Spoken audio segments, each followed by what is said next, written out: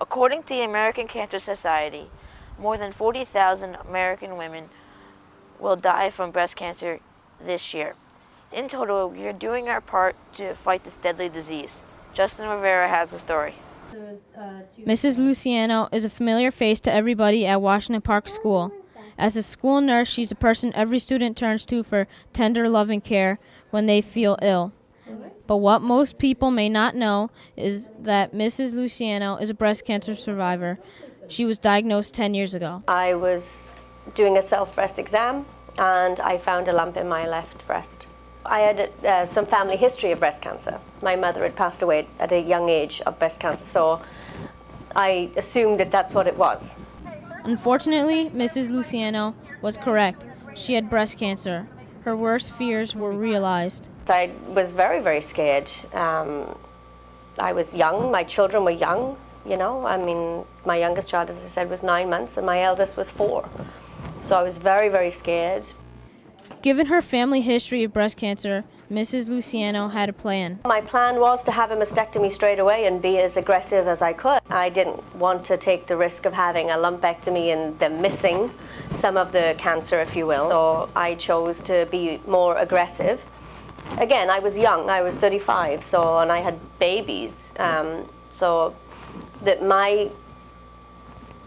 the main importance for me was to stay alive and to be there for my children. I'd grown up without my mum at a difficult time when I was 11, so teenage years are hard enough as it is, but more so without a mum. So I didn't want my children to suffer that same fate. It is that kind of fate that the Washington Park School March Against Breast Cancer seeks to avoid. More than 100 students, teachers, and administrators joined together. My name is John Vandenberg. I'm principal at Washington Park School. What is this event about? The Breast Cancer Walk is run by the Student Council. The whole purpose is to raise money for breast cancer awareness and research.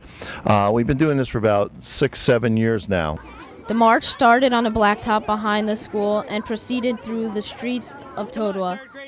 The march breezed through the town with the assistance of the Totowa Police Department. Everybody was more than willing to participate. How long have you been doing this event? This is my first year, actually. Why do you participate? Well, I'm part of the student council, and I'm trying to help out the cause. Why do you participate in this event? It's because I believe that even if you don't find a cure, it's just like because you tried and you had an effort. For some marchers, the fight against breast cancer hits close to home. My aunt and that my next door neighbor has breast cancer. How long have you been participating in this event? This is my 3rd year. Why do you participate in this event? Because my mom's a breast cancer survivor. Her mom is Nurse Luciano, a woman who fought and lived to tell the story. I am healthy. I'm a survivor now, you know. I mean, I'm very, very healthy. I'm fit for the most part, but I'm healthy. I'm healthy and I'm well, thank God, yeah. And Mrs. Luciano is also thankful to the marchers. Oh, it warms your heart, you know. It's amazing. It's fabulous that so many people are so comfortable helping. Many years ago, people wouldn't even say the word breast and cancer in the same, they wouldn't say it. Nobody would admit to it. It was hidden, it was quiet. And now people are coming out in the hundreds of thousands to raise millions of dollars every October. It's just fabulous.